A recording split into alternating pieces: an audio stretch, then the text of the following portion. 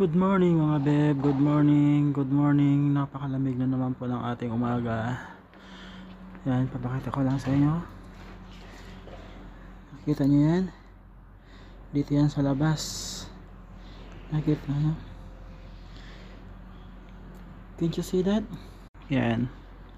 So natutunaw na siya kaya tumutulo mga beb. The ice is getting melted already. That's why it's dropping it's dropping to the floor, to the ground. Pero yellow po yan mga beb, yellow po sila. So ganyan po kalamig ngayon dito. Hi ulit mga beb, how is everyone? I hope not frozen. I hope you are not freezing everyone. Look at the ground, the road. There's no snow actually.